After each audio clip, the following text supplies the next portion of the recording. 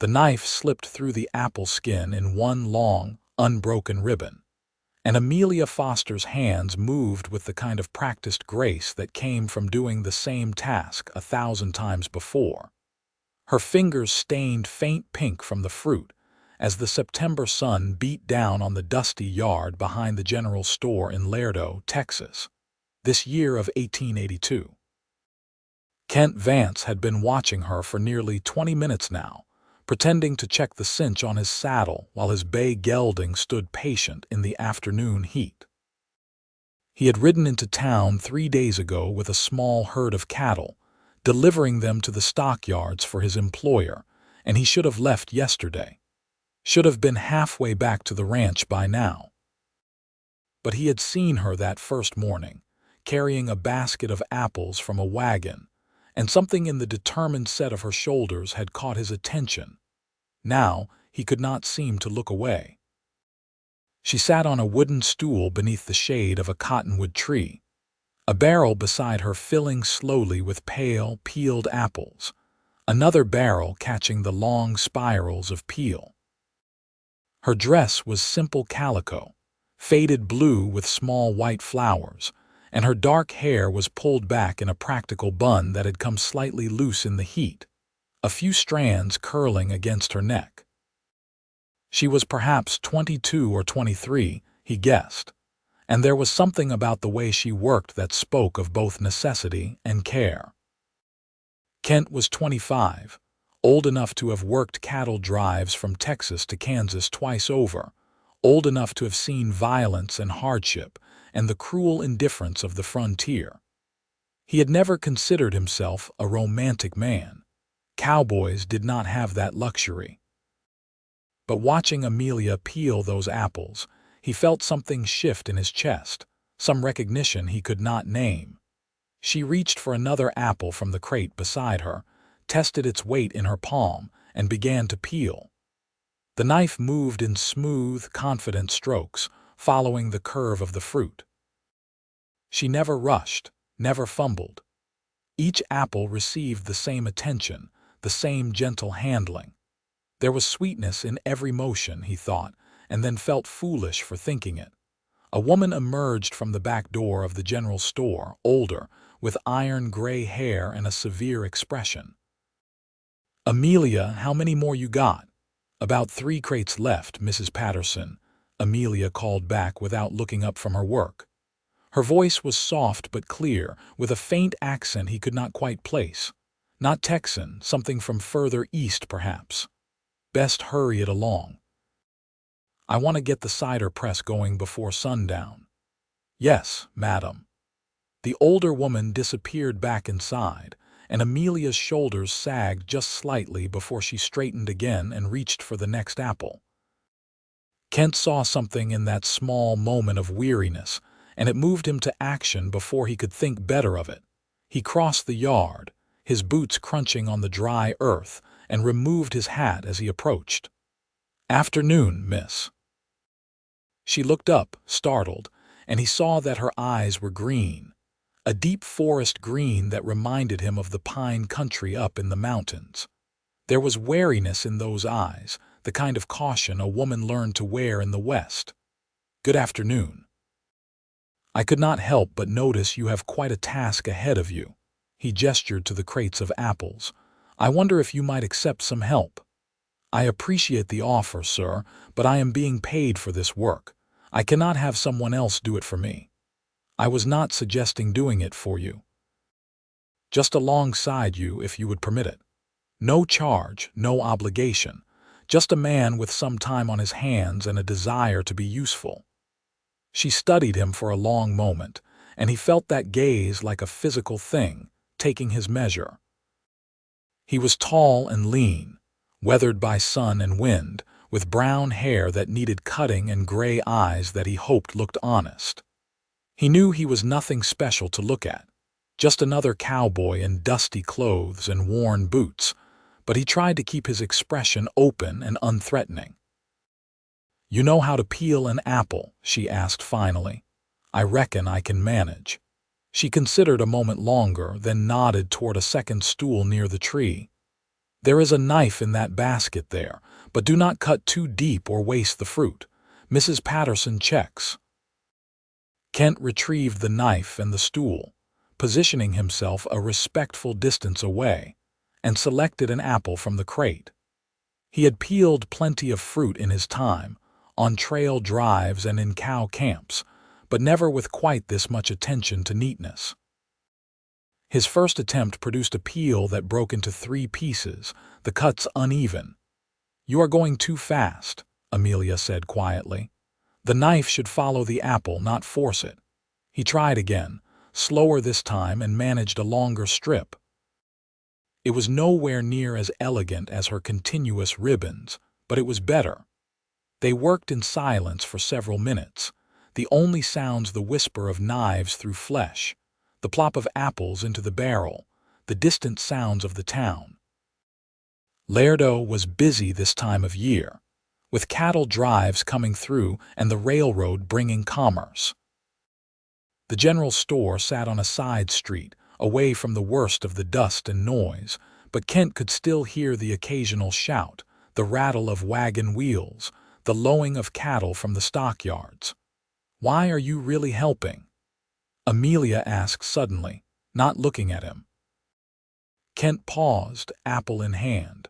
"Honestly, that would be preferable, because I have been watching you work for 20 minutes and I thought you had the most graceful hands I had ever seen, and I wanted an excuse to sit near you." She did look at him then, eyes wide with surprise. A flush crept into her cheeks. "That is very forward." "Yes, madam, I apologize. I do not usually speak so plainly, but you asked for honesty." "I did." She returned her attention to her apple, but he thought he saw the ghost of a smile at the corner of her mouth. "Are you a drifter, a cowboy?"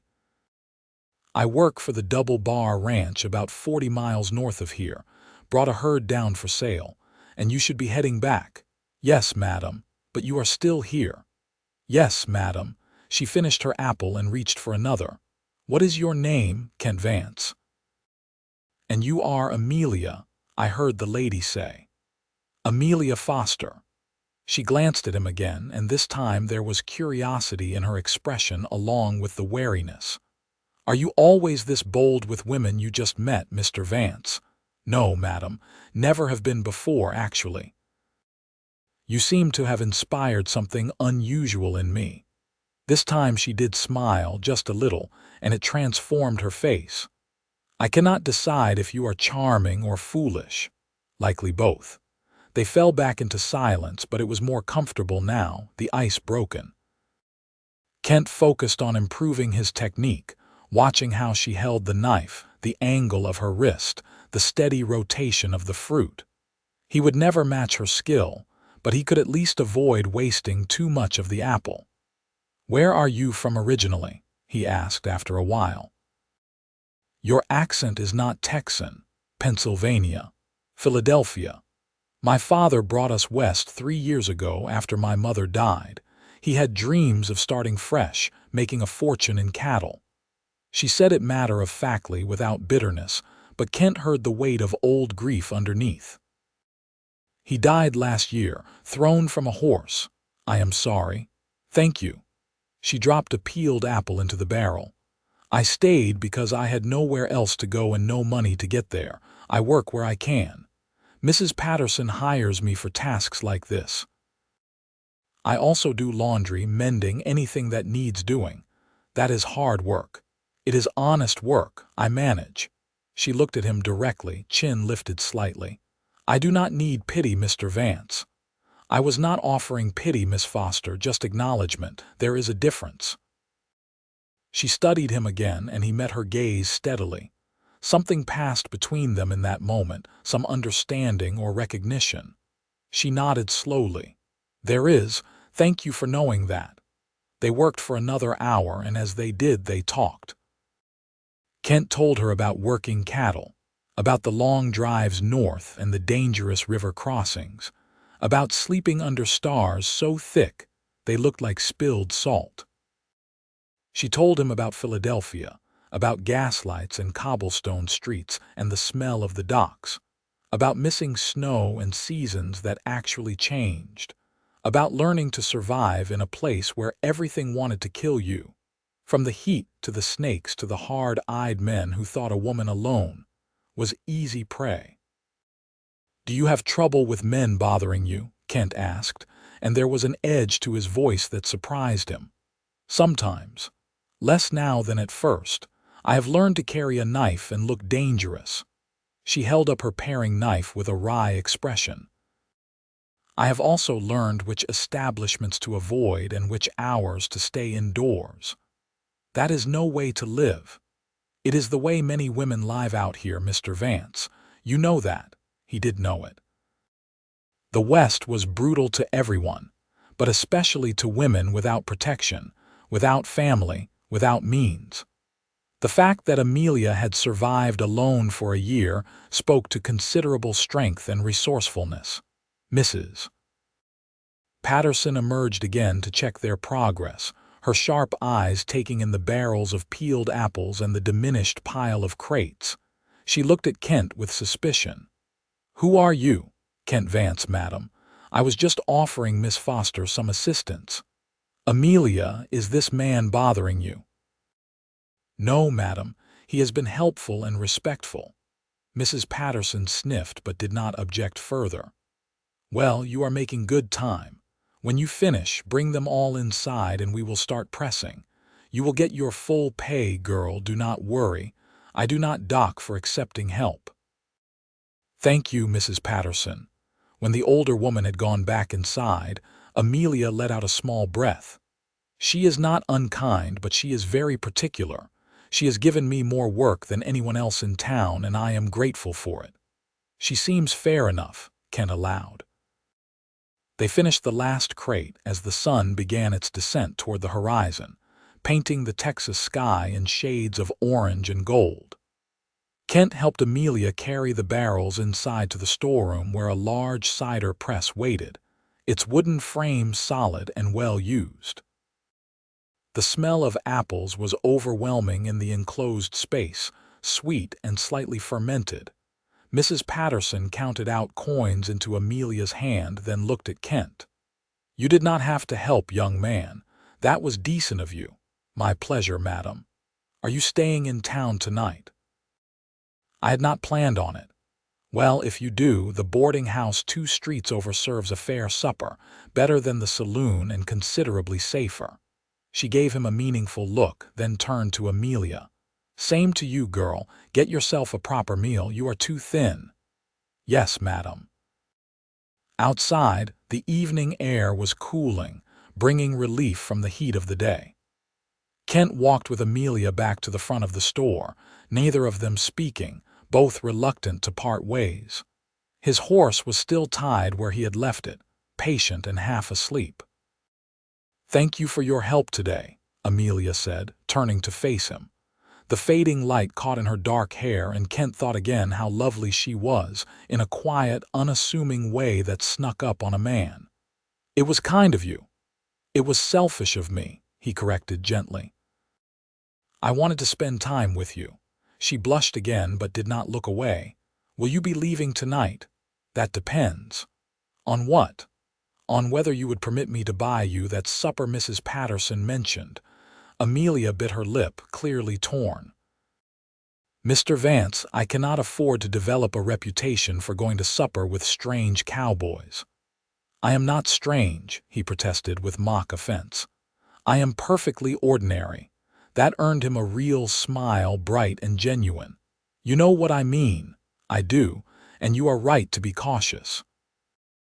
"But I would like very much to spend more time with you if you are willing. If it would help, I can promise you that my intentions are entirely honorable, if somewhat forward." "Somewhat forward is an understatement." "Perhaps. But life is short, Miss Foster, and getting shorter every day out here. When something feels right, I believe in acting on it." She looked down at her hands, still faintly stained from the apples, and Kent waited, his heart beating harder than it should have over a simple invitation to supper. He barely knew this woman. There was no rational reason for the intensity of his desire to stay near her, to learn everything about her, to see her smile again. The boarding house supper is actually a public affair, Amelia said slowly, still not looking at him. Many people eat there. It would not be like going somewhere alone. That is true. And I am hungry, so am I. She looked up finally, and there was something in her eyes that made his breath catch. One supper, Mr. Vance, that is all I am agreeing to. One supper, he agreed, though he was already hoping for more. The boarding house was a large, two-story building with a wide porch and lace curtains in the windows. Inside, the dining room was plain but clean, with several long tables where perhaps 20 people sat eating and talking. The keeper, a stout woman with a kind face, showed them to seats and brought plates of beef stew, fresh bread, and butter without asking. "We serve one meal," she explained, "but there is plenty of it." The food was simple but good, and Kent ate with genuine appreciation. Amelia ate more slowly, with precise manners that spoke of her upbringing. He could picture her in Philadelphia, in a proper house with proper parents, learning proper ways. The contrast with her current circumstances was stark. "You ever think about going back east?" he asked. "Sometimes. But there is nothing for me there. My mother's family disowned her when she married my father. They thought he was beneath her. After she died, my father tried to reach out to them, hoping they might help with me, but they never responded." She broke a piece of bread into smaller pieces. "Besides, I do not have the money for train fare, and I would not know what to do once I got there. At least here, I know how to survive." "You do more than survive. You work hard and you do it with dignity." "Dignity does not pay rent, Mr. Vance." "No, but it matters anyway." She met his eyes across the table. "You are an unusual man. You keep saying that, because it keeps being true." They talked through the meal and into the evening, the conversation flowing easily. Kent found himself telling her things he rarely spoke of to anyone. His childhood in Missouri, his parents who had died of fever when he was 16, his years of drifting before finding steady work at the Double Bar Ranch. She told him about books she had read, dreams she had abandoned, the strange loneliness of being surrounded by people but belonging to none of them. "I thought I might marry eventually," she said quietly as the dining room emptied around them. "But the men who have shown interest in me here have wanted either a cook and a laundress or something far less respectable. No one has wanted me, Amelia, as a partner or companion." "Then they are fools," Kent said with feeling. She smiled sadly. "Or they are practical. I have no dowry, no family, no prospects. I am a woman alone in a hard place. That is not much of a bargain. That is everything. You are strong, resourceful, intelligent, and kind. Any man would be lucky to have you choose him." "Choose him," she repeated softly. "Not the other way around." "That is how it should be, seems to me. Too many men think of marriage as acquisition, but the best partnerships are mutual choices." "Is that what you want? A partnership?" Kent leaned back in his chair, considering the question seriously. "I never thought much about marriage before. My life is hard work and long hours, and I never had much to offer a woman. But yes, if I were to marry, I would want a partner. Someone who could stand beside me, not behind me. That is a rare view for a man." "Is it? Seems like common sense to me." The keeper came to tell them gently that she was closing up for the night, and they rose reluctantly. Outside, the street was dark except for the scattered light from windows and the silvered glow of a half-moon. The air had gone cold as it did in the desert once the sun set, and Amelia wrapped her arms around herself. Without thinking, Kent shrugged out of his jacket and draped it around her shoulders. "I cannot take your coat," she protested. "Just borrowing it to me for a minute. I will walk you home." "That is not necessary." "Maybe not, but I would rest easier knowing you got there safely." She looked like she might argue, then nodded. I rent a room above the dry goods store. It is not far. They walked slowly through the quiet streets of Laredo, their footsteps echoing softly. Kent was intensely aware of her beside him, close enough that their shoulders almost touched. He wanted to reach for her hand but restrained himself. Too much, too soon, even for his admittedly bold approach. The dry goods store was dark and closed for the night. A narrow exterior staircase led up to a door on the second floor. Amelia stopped at the bottom of the stairs and turned to face him, removing his jacket and holding it out. "Thank you for supper, Mr. Vance, and for your help today. It was a pleasant evening." It was. He took the jacket but did not move to leave. "Miss Foster, I know this is sudden, and I know I have no right to ask, but may I see you again tomorrow?" She hesitated. "You should go back to your ranch. You said you were already late. I can send word. They will manage without me for a few more days." "Why would you do that?" Kent took a breath. "Because in 25 years of living, I have never met anyone who made me want to stay somewhere just to be near them. Because watching you peel apples today, I saw grace and patience and quiet strength, and I thought to myself, that is a woman worth knowing, worth everything." He paused, then added more softly, "Because I think you might be the person I have been looking for without knowing I was looking." Amelia stared at him, her eyes wide in the moonlight. "That is insane. You do not know me, not yet, but I would like to. We have known each other for one day, I am aware. You might discover you do not like me at all. I doubt that very much. Kent." It was the first time she had used his given name, and the sound of it on her lips made his heart race. "This is not practical. You live 40 miles away. I have nothing. We are strangers. Then let us become not strangers. Please, just give me a chance." She wrapped her arms around herself again, and he saw her struggling with hope and fear, wanting to believe but afraid to trust. He understood that. The world taught hard lessons about trust. "One more day," she said finally. "Tomorrow. But then you have to go back to your ranch, and we will see what happens from there. I will not be responsible for you losing your position." "Deal," Kent said immediately, relief flooding through him. "I work tomorrow. Mrs. Patterson has me inventorying the storeroom. I will find something to occupy myself. Perhaps I could meet you when you finish." "All right. I usually finish around 4 o'clock. 4 o'clock then. I will be here." She nodded and turned toward the stairs, then paused and looked back at him. "Kent, thank you for seeing me. Not what I can do or what I am worth, but just me. That has been rare. Amelia, looking at you is the easiest thing I have ever done." He saw her smile in the darkness, and then she climbed the stairs and disappeared through the door.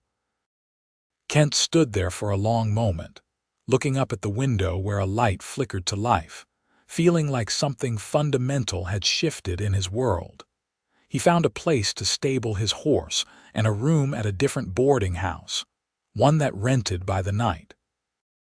He lay awake for a long time, watching shadows move across the ceiling, thinking about green eyes and graceful hands and the way Amelia's voice softened when she talked about things she loved. This was madness. He knew that, but it was the best kind of madness, the kind that made a man feel alive. The next day crawled by with agonizing slowness. Kent sent a wire to the ranch foreman explaining that he was delayed by business in Laredo and would return in a few days. It was not exactly a lie. This was important business, even if it was personal rather than professional. He spent the morning walking around town, seeing it properly for the first time. Laredo sat on the Rio Grande, a border town full of mixed cultures and languages, Spanish and English blending together in the streets. It was dusty and hot and rough around the edges, but there was vitality to it, a sense of possibility. People came here to reinvent themselves, to escape the past, to build something new.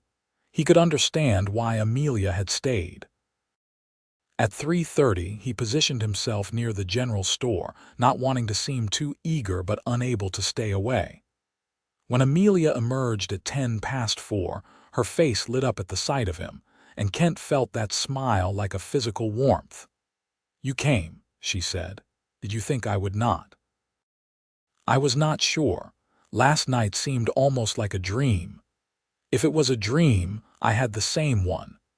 They walked together with no particular destination, just moving through the town and talking. Kent learned that Amelia loved reading, that she had managed to keep 3 books when her father died and read them over and over, because she could not afford new ones. He learned that she was terrified of snakes but loved thunderstorms. She learned that he had wanted to be a teacher when he was young, but had no education beyond basic reading and writing. She learned that he sent most of his wages to an orphanage in Missouri, because he remembered what it was like to be alone and hungry. "That is incredibly kind," she said when he told her, sounding awed. "It is practical. I have no family, no responsibilities. The money does more good there than sitting in a bank. Most men would spend it on whiskey and cards. I am not most men." "No," she agreed softly. "You are not." They found themselves at the edge of town, where the buildings gave way to open land, the Rio Grande glinting in the distance. The sun was beginning its descent, and the heat had relented slightly. Amelia sat on a flat rock and Kent settled beside her, leaving a respectful space between them. "Can I ask you something?" Amelia said after a moment. "Anything. Why have you never married? You are 25, employed, clearly kind and decent. Some woman should have claimed you by now." Kent smiled. "I might ask you the same question. I told you the men here want servants or something worse. Your turn." He was quiet for a moment, gathering his thoughts. "I think I was waiting," he said finally, "without knowing it. I saw men marry for convenience or because it was expected or because they were lonely. Those marriages were often miserable. I decided early on that I would rather be alone than be with the wrong person. And then years passed and I convinced myself I was fine alone, that I did not need anyone. I was wrong about that last part." "How do you know?" "Because of how I felt yesterday, watching you peel apples. Like something inside me that had been dormant suddenly woke up, like I had been half asleep and did not realize it until I saw you." Amelia turned to look at him fully. "That is a lot of weight to put on one person." "I know. I am not trying to put pressure on you. I am just being honest about what I feel. Do you believe in love at first sight?" "I did not. Now I am reconsidering." She looked away, but not before he saw the hope and fear warring in her expression again. "This is terrifying," she whispered. "Yes. You could leave tomorrow and I would never see you again." "I could, but I will not if you do not want me to. What I want is not always what should happen." Kent shifted slightly closer, still not touching but near enough that he could see the faint freckles across her nose, the way her hair curled at her temples. "Amelia, I know this is fast. I know it seems reckless. But I also know that opportunities come rarely out here, and when they do, you have to grab them or lose them forever. I do not want to lose this. Lose you. Not without trying." "Trying what? What are you proposing?" "Courtship," he said simply. "Proper courtship. I will come to town every chance I get. We will write letters. We will learn about each other. And if, after some time, we both feel the same way, then we will talk about the future. You would ride 40 miles regularly just to see me. I would ride 400 miles if that was what it took." Tears gathered in her eyes and she blinked them back. "No one has ever wanted to do something like that for me. Then everyone before me was a fool." She laughed, a watery sound, and wiped at her eyes. "You make it sound so simple." "The feeling is simple. The logistics might be complicated, but we can figure those out. What if your employer will not give you the time? Then I will find work closer to Laredo. There are ranches all over this part of Texas. You would change your whole life for someone you just met." Kent reached out slowly, giving her time to pull away, and gently took her hand. Her fingers were cool and work-roughened, and they trembled slightly in his grip. "Amelia, my life before yesterday was work and sleep and not much else. You are not changing it. You are giving it meaning." A single tear slipped down her cheek. "What if I disappoint you? What if I am not who you think I am? Then we will deal with that together. But I do not think you will disappoint me. I think you are exactly who you appear to be, and that is someone extraordinary." She turned her hand in his, gripping his fingers tightly. "I want to believe you. Then believe me." They sat like that as the sun set, hands clasped, not speaking, just being together. Kent felt a peace he had never known, a sense of rightness that defied logic. This woman, this moment, this fragile beginning of something that could become everything. When the sky had darkened and the first stars emerged, they walked back to town together. At the bottom of her stairs, Amelia turned to him again. "When will you come back?" she asked. "As soon as I can." "A week, maybe less. I will talk to my foreman, explain the situation." "What will you tell him? The truth?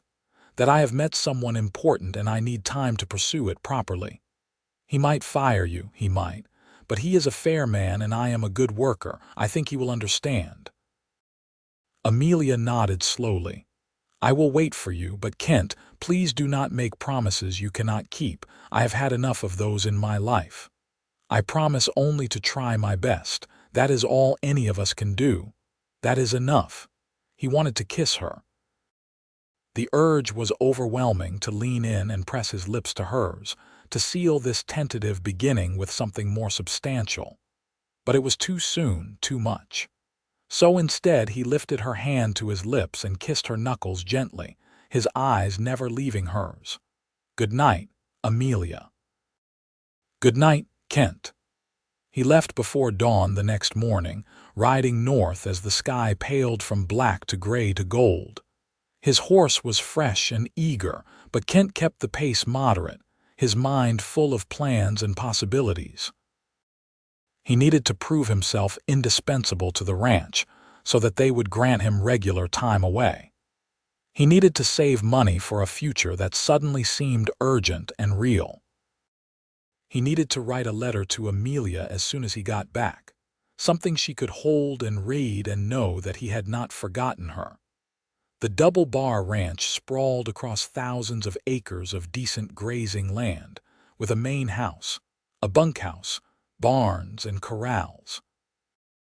The foreman, Jack Morrison, was a gruff man in his 50s with a good heart beneath a rough exterior. He looked up from the corral fence as Kent rode in. "About time," Jack called. "Thought maybe you had gotten yourself shot in Laredo." "Sorry, boss. Had some personal business come up." "Personal business?" Jack's eyebrows rose. "That is a new one. You are the least personal business-having man I know." Kent dismounted and led his horse toward the barn. "Things change." Jack followed him, clearly curious. "What kind of things?" "I met someone, a woman. I would like permission to visit her in town on a regular basis." Jack stared at him for a long moment, then burst out laughing. "I will be damned. Kent Vance, the most dedicated worker on this ranch, brought down by a pretty face." "It is not like that," Kent protested, though he was smiling. "Well, it is like that, but it is more than that too. They always say that." But Jack's expression was fond. "Tell me about her." While Kent unsaddled his horse and rubbed it down, he told Jack about Amelia, not everything but enough. An honest woman fallen on hard times, making her own way through hard work. Smart, kind, brave. Jack listened without interrupting, nodding occasionally. "You are serious about this," Jack said when Kent finished. "Yes, sir." "How serious?" "Marriage serious, if she will have me." "But that is down the road. Right now I just need time to court her properly." Jack rubbed his jaw thoughtfully. "You have been with us for 3 years now, Kent. Never caused any trouble, always pulled your weight. You are one of the best hands I have. I would hate to lose you." Kent's heart sank. I understand. Let me finish. I would hate to lose you, so I am not going to. You can have 2 days off every 2 weeks to visit your lady. You will work extra to make up the time, and I will be expecting you to stay through the winter when things slow down anyway. Come spring, we will reevaluate. Deal. Relief washed over Kent. Deal. Thank you, Jack. Do not thank me yet. You will be earning those days off, trust me, and bring her around sometime when things get more serious. I would like to meet the woman who got through that thick hide of yours. I will. Kent threw himself into work with renewed energy, doing the tasks of 2 men to prove himself valuable. In the evenings, by the light of a lantern in the bunkhouse, he wrote letters to Amelia. They were not elegant letters. His education was too limited for that, but they were honest. He told her about his days, about the cattle and the horses and the endless sky. He told her about the other cowboys, about Jack's gruff approval of their courtship, about his plans for the future. 2 weeks felt like an eternity. When he finally rode back into Laredo on a Saturday afternoon, his heart was pounding with anticipation and nervousness.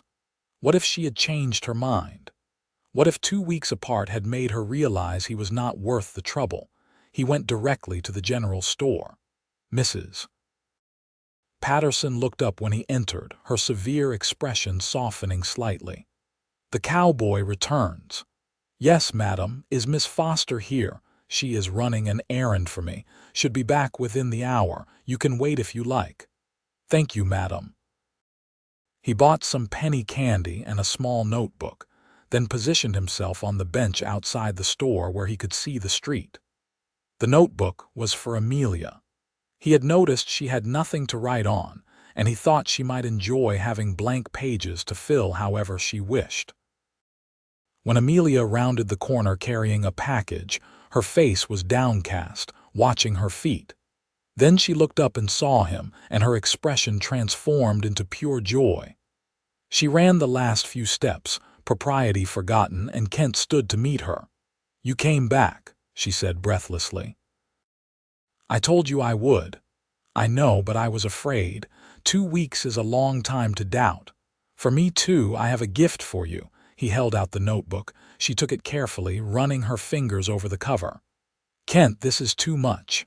It is just a notebook. It is wonderful. She looked up at him with shining eyes. Thank you. They spent the afternoon together, and it was somehow both exactly like before and entirely new. The connection was still there, stronger if anything, but now there was familiarity too, a comfort in each other's presence. They walked and talked, and Kent gave her the letters he had written, 3 of them, carefully folded and tied with string. I will read them tonight, she promised, tucking them away carefully.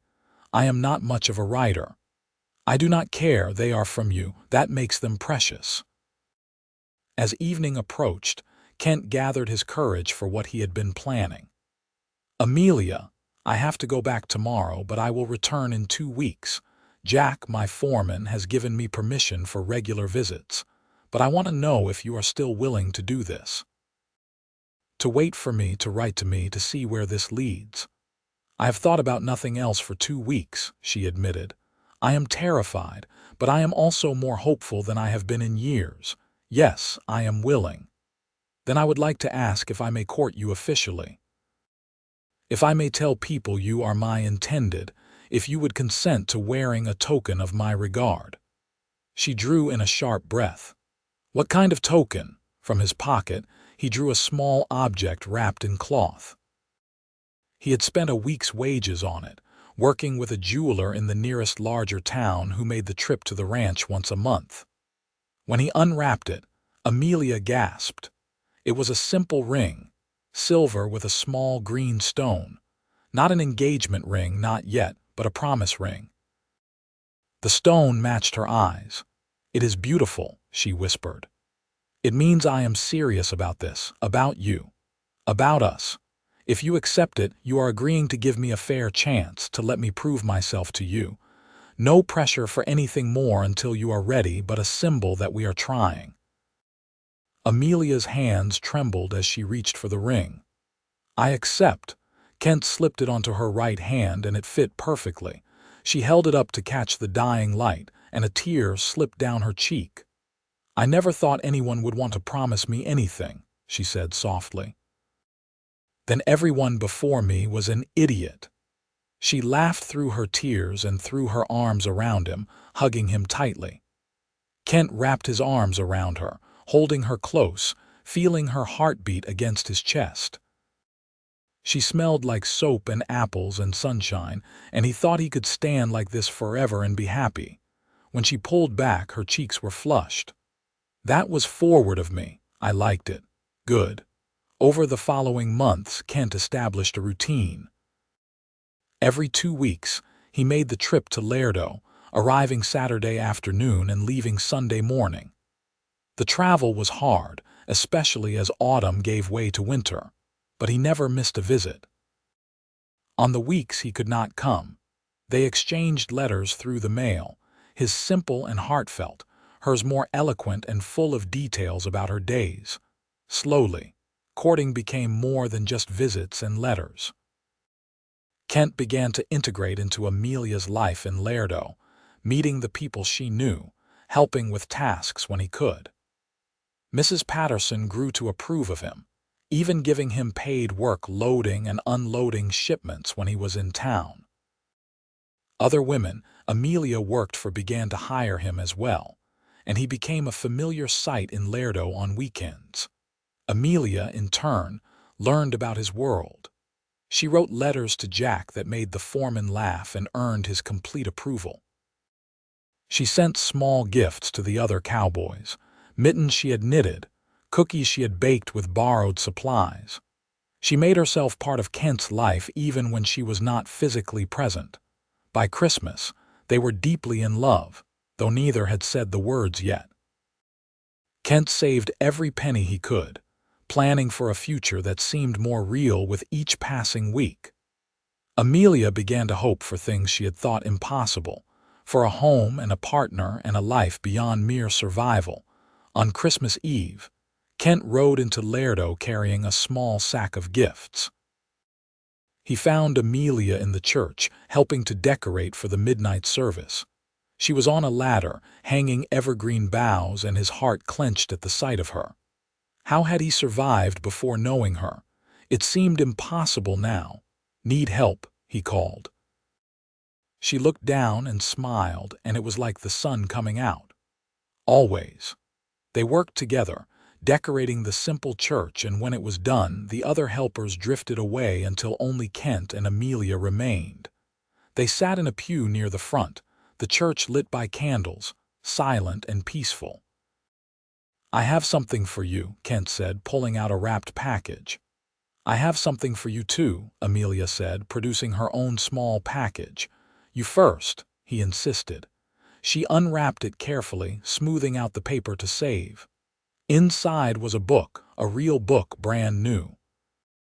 Her eyes widened when she saw the title. "Jane Eyre. I have wanted to read this for years." "I know, you mentioned it in one of your letters." She opened it reverently, and on the first page he had written an inscription. "To Amelia, who deserves every happiness, all my love, Kent." Her eyes filled with tears. "All your love, all of it," he confirmed softly. "I love you, Amelia. I have loved you since I watched you peel apples and saw grace in every motion. I love your kindness and your strength and your hope despite everything. I love the sound of your voice and the way you see the world. I love you." "I love you too," she whispered. "I have been afraid to say it, but I love you so much it terrifies me." "Do not be terrified, be happy. We get to love each other. That is a gift."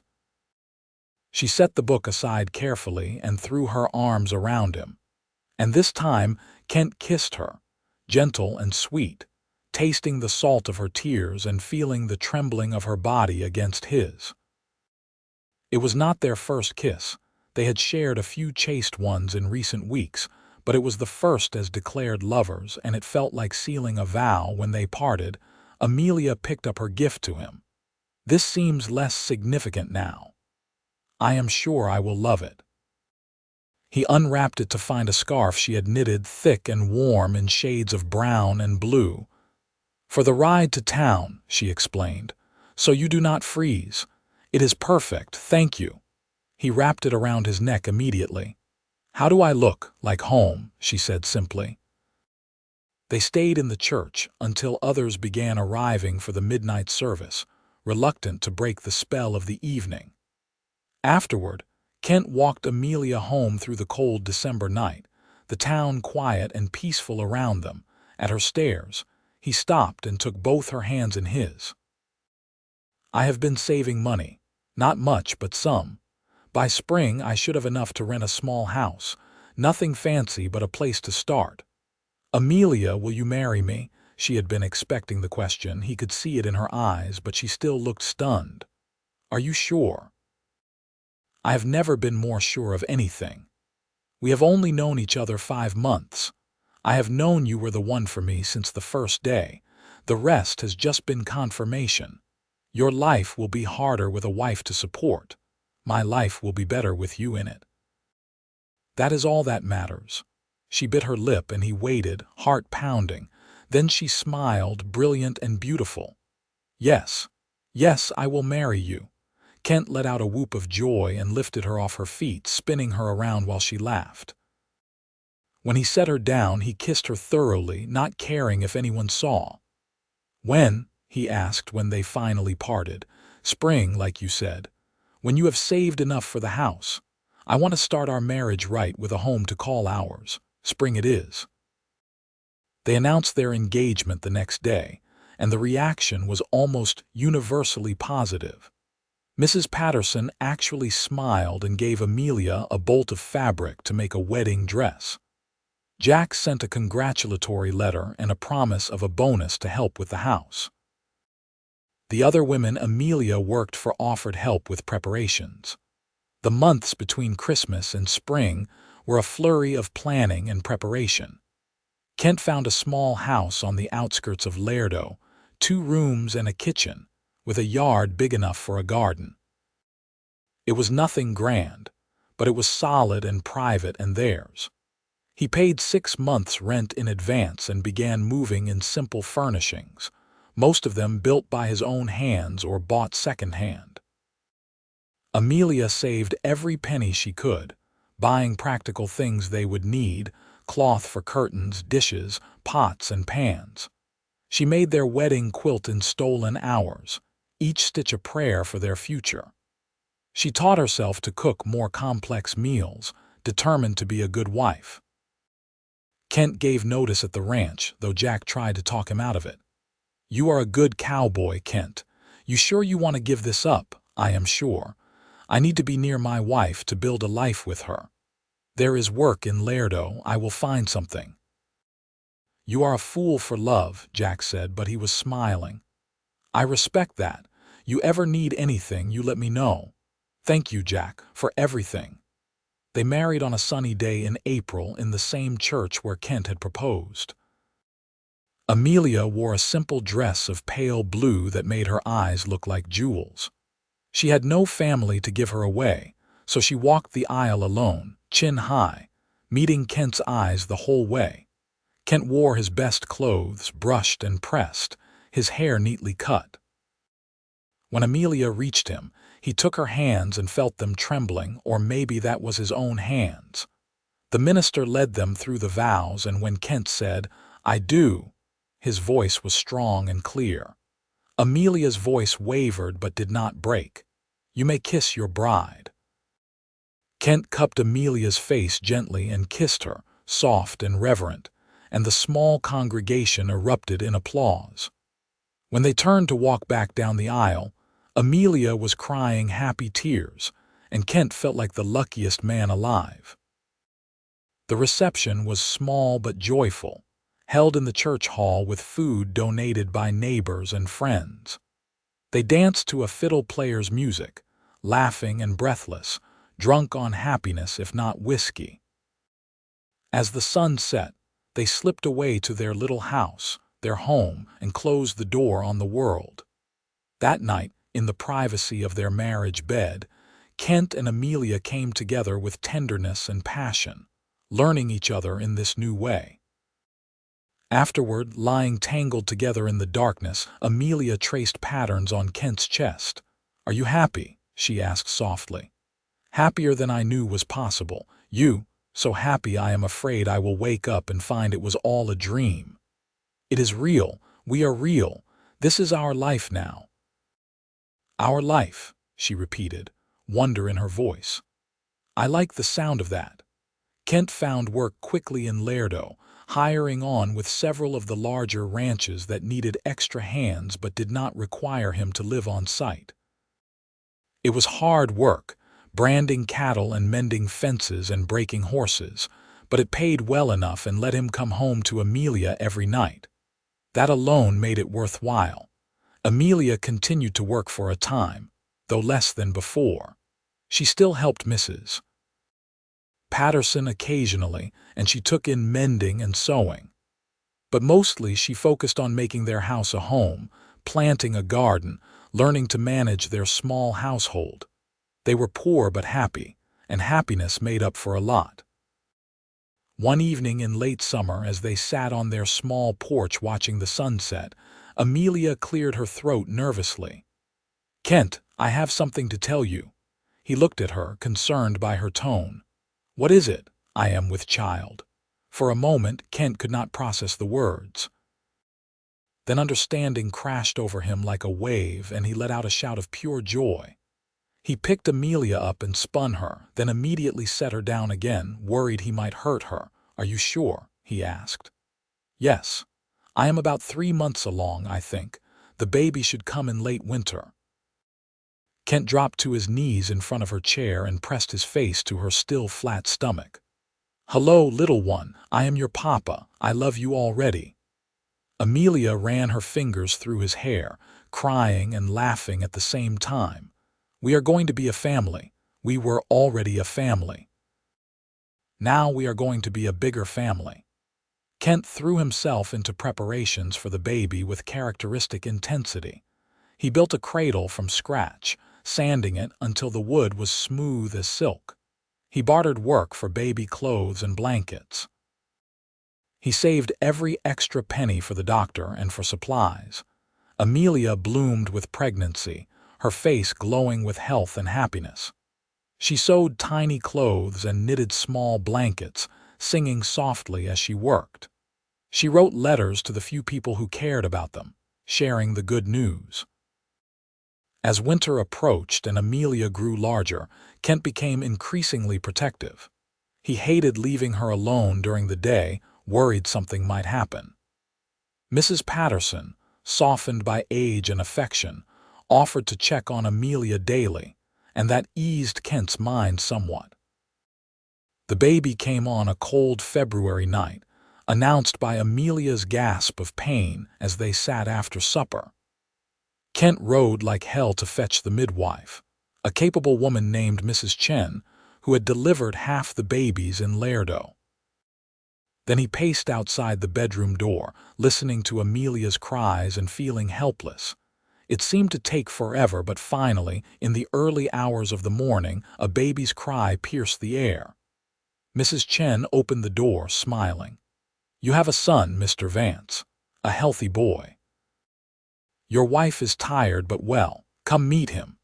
Kent entered the room on shaking legs. Amelia lay in bed, exhausted and sweaty and more beautiful than he had ever seen her, holding a tiny bundle.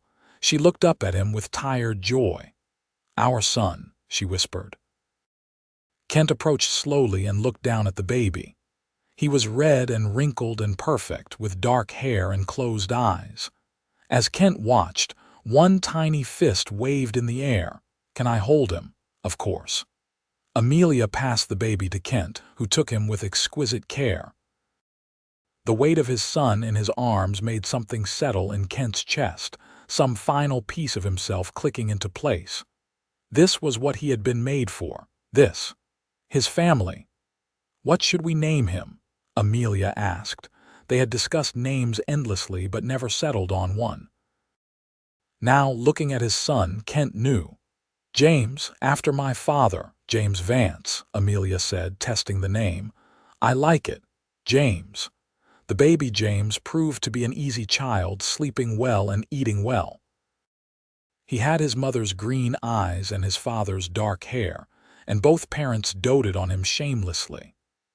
Kent would come home from work and head straight to James, lifting him high and making him giggle, while Amelia watched with a full heart. Life settled into a rhythm. Work and family, simple pleasures and hard-won stability. They were not wealthy, but they had enough. They had each other and their son, and that was more than either had ever expected to have. When James was 6 months old, Amelia told Kent she was pregnant again. Already. Kent said, then immediately regretted his tone, but Amelia was laughing. I had the same reaction. But yes, already. This one should come in the spring. Are you all right with this? So soon? I am happy, she said firmly. I always wanted a large family. I never thought I would get one, but now I have the chance. I am happy, Kent. Then I am happy too. Their daughter, Mary, was born on a warm May day, arriving easily and quickly. She had Amelia's coloring with lighter brown hair and those same striking green eyes. She was a serious baby, watching everything with solemn attention, so different from James's easy cheer. With 2 young children, life became more challenging. Money was tighter, and Amelia could not take in outside work anymore. Kent took on extra jobs when he could, working dawn to dusk and sometimes beyond. It was exhausting, but he never complained. This was his family, his responsibility, his joy. One evening, when James was 2 and Mary just 6 months old, Kent came home to find Amelia crying at the kitchen table. He immediately set down his things and went to her. What is wrong? Are the children all right? The children are fine. They are napping. Amelia wiped at her eyes. I am sorry. I am just tired. Mary was up half the night and James is into everything and I feel like I can barely keep up. And I know you are working so hard and I should not complain, but I just needed to cry for a minute. Kent pulled a chair close and gathered her into his arms. You are allowed to cry. You are allowed to be tired.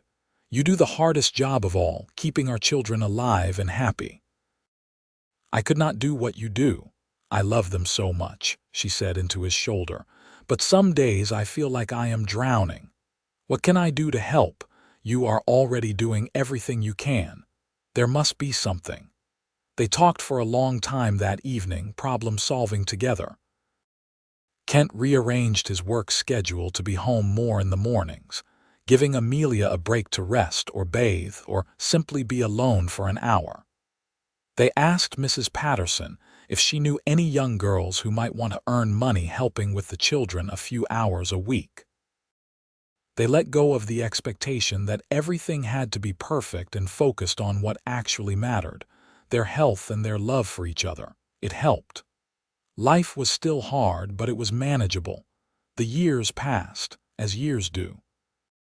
James grew into a bright, energetic boy who loved horses and following his father around. Mary was quieter but fiercely intelligent, always asking questions and figuring things out. Kent found steadier work, eventually becoming foreman for one of the larger ranches near Laredo, a position that paid better and had more stability. Amelia flourished as the children grew older and needed less constant attention, rejoining the community, helping neighbors, even teaching a few children to read. When James was 5 and Mary 3, Amelia told Kent there would be another child, and then another after that. By the time they had been married 10 years, they had 5 children: James, Mary, Samuel, Elizabeth, and baby Thomas. Their little house had been expanded twice and was bursting at the seams, loud and chaotic and full of love. Kent, now 35, looked older than his years, weathered by work and sun. But he was happy in a deep, abiding way. Every evening he would come home to children running to greet him, to Amelia smiling from the doorway, and he would think of that day when he first saw her peeling apples. He had been right. She was sweetness in every motion, and he had been blessed beyond measure to make her his wife. One evening, after the children were in bed, Kent and Amelia sat on their porch as they often did, enjoying the quiet and the cool air. Amelia leaned against his shoulder, her head fitting perfectly under his chin. "You remember when we met?" she asked. "Every detail. You were peeling apples for cider.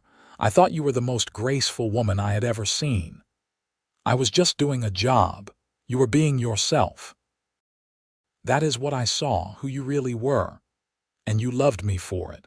I loved you for everything. I still do." Amelia tilted her head up to look at him. "I never thanked you properly, you know. For what? For seeing me, for choosing me, for giving me this life. I was so lost when we met, Kent. I did not know if I would survive another year alone. And then you appeared and everything changed. You saved me." "We saved each other," Kent corrected gently. "I was just as lost, I just did not know it. You gave me purpose, Amelia. You and our children. You are my whole world." She kissed him then, soft and sweet, and he held her close, breathing in the scent of her hair, feeling the warmth of her body against his. After 10 years, the passion had mellowed into something deeper, a love that was woven into every part of his being. He could no more stop loving her than he could stop breathing. They sat like that until the stars came out, just being together, and Kent thought that this was all he had ever wanted. This simple, hard-won happiness. This life they had built together from nothing. The years continued to pass, bringing changes and challenges. The children grew, each developing their own personalities and dreams. James wanted to be a rancher like his father. Mary wanted to be a teacher. Samuel, always the creative one, loved to draw and paint. Elizabeth was fascinated by medicine after a doctor saved her from a bad fever. Thomas, the baby, was still young but showed signs of being a natural leader, organizing his siblings into elaborate games. Kent and Amelia navigated it all together, united always. They argued sometimes about money or decisions or how to handle a difficult child, but they never went to bed angry. They always talked it through, always came back to their love as the foundation for everything else. When Kent turned 40, the ranch owner offered to sell him a section of land, 1,000 acres that Kent had worked and improved for years. The price was steep, but manageable with payments over time. Kent and Amelia discussed it seriously, weighing the risk and the opportunity. "It is a chance to build something permanent," Kent said, "something to leave to our children." "It is also a huge debt," Amelia countered. "What if there is a drought? What if the cattle market crashes? Those are real risks. But Amelia, we have been living safe for 15 years. Maybe it is time to take a chance to reach for something bigger." She studied him for a long moment. "You really want this?" "I do, but not if you are against it. We decide together." Amelia was quiet, thinking. Then she nodded slowly. "Let us do it. Let us build something." They bought the land and named it the Vance Ranch. It was terrifying and exhilarating, being their own bosses, responsible for their own success or failure. But they worked harder than ever, the whole family pitching in. James, now 15, was nearly as good a cowboy as his father. Mary, 13, kept the books and managed supplies. The younger children helped with chores and learned the business from the ground up. It was brutal work, but it was theirs. 3 years later, they made their first profit. 5 years after that, they had paid off half the debt. 10 years after buying the land, they owned it free and clear, and the Vance Ranch was a thriving operation. Kent was 50 now, graying and slower than he used to be, but still strong. Amelia was 48, her dark hair streaked with silver, her face lined but beautiful. Their children were grown, or nearly so, making their own ways in the world. James ran the ranch alongside Kent. Mary was teaching school in Laredo. Samuel had gone to San Antonio to study art. Elizabeth was training as a nurse. Thomas, at 16, was still figuring out his path. One morning, Kent and Amelia rode out together to the far pasture, something they tried to do once a week, stealing time alone. They dismounted at the top of a hill that overlooked their land, miles of rolling grassland dotted with cattle, and sat on the ground side by side. "We did it," Amelia said softly. "We actually built this. We did. I never imagined this kind of life was possible for me. When you first spoke to me all those years ago, I thought you were crazy. Now I think you might have been the sanest person I ever met." Kent laughed. "I was crazy. Crazy in love. Still, always." She leaned against him and he wrapped an arm around her shoulders. They sat in comfortable silence, watching their cattle graze, listening to birdsong, feeling the sun on their faces. "Kent, do you have any regrets?" Amelia asked. "Not a single one. You?" "No. I used to think I gave up a lot when I stayed in Texas when I married you. I thought maybe I could have been more if I had gone back east or tried for something different. But I was wrong. This is more than I ever dreamed. You are more than I ever dreamed. I love you, Amelia. Just as much as the day I married you. More, maybe. More," she agreed. "Love grows when you tend it." They stayed on the hill until the sun was high, then rode back to the ranch house, hands occasionally brushing as they rode side by side. At the house, their children and grandchildren, James had 2 little ones now, were gathered for Sunday dinner, a tradition Amelia had started years ago. The long table was crowded and loud, full of laughter and arguments and love. Kent looked around the table at his family, at the life he and Amelia had created, and felt a profound gratitude. He had been a lonely cowboy with nothing to his name, and she had been a woman alone and struggling. Together, they had built this. A family, a home, a legacy. After dinner, while the others cleaned up, Kent pulled Amelia aside. "Come with me. I want to show you something." He led her to the barn, to a stall where a beautiful chestnut mare stood. "I bought her for you. I know you have been wanting your own horse, not just riding whichever one is available. This is yours." Amelia gasped and moved into the stall, running her hands over the mare's coat. "She is beautiful. Kent, this is too much." "No, it is not. You deserve beautiful things. You have always deserved them." She turned and hugged him tightly. "Thank you for everything, for our whole life. Thank you for saying yes to a crazy cowboy all those years ago. Best decision I ever made." They stood in the barn, holding each other, and Kent thought back to that first day. Amelia peeling apples, her hands moving with such care and grace. Him watching, transfixed, seeing something in her that spoke to his soul. The instant recognition that she was important, that she would change his life if he let her. He had let her, and she had changed everything. The years continued their relentless march. Kent and Amelia grew older together, silver turning to white, strength fading but love remaining constant. They watched their children have children, and those children have children. The Vance Ranch prospered under James's management, becoming one of the most respected operations in South Texas. Kent turned 60, then 65. Amelia turned 63. They were grandparents many times over, respected elders in Laredo. They moved slower now, spent more time sitting on their porch, less time working.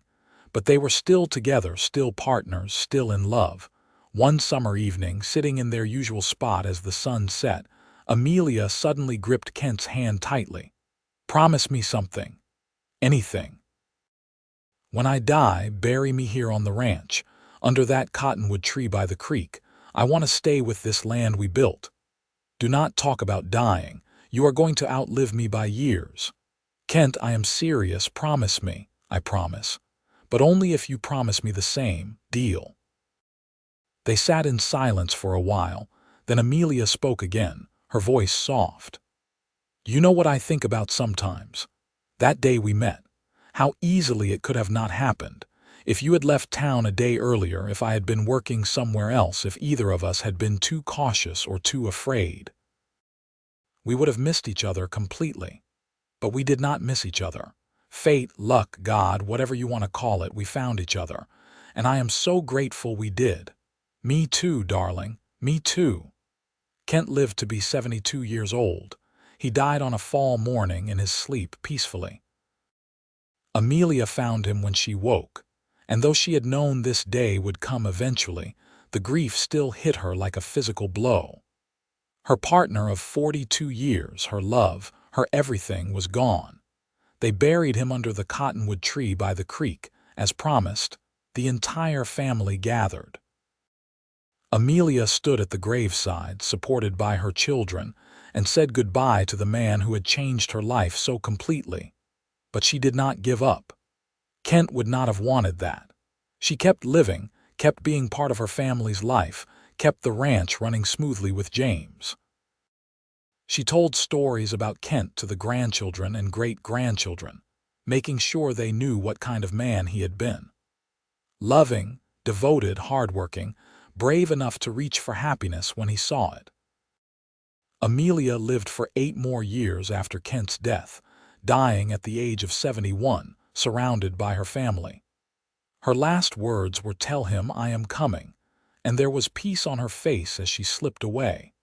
They buried her beside Kent, under the cottonwood tree. The whole town came to the funeral, testament to the life she had lived and the people she had touched. The minister spoke of love and partnership and legacy, but the real legacy was standing right there. 5 children, 17 grandchildren, 12 great-grandchildren, and counting. A family that existed because a lonely cowboy had seen a woman peeling apples and recognized sweetness in every motion. Because that woman had been brave enough to trust him. Because they had both chosen love over fear. The Vance Ranch continued for generations, a thriving operation and a family legacy. But more than that, it stood as testament to what 2 people could build together when they loved truly and worked hard and never gave up on each other.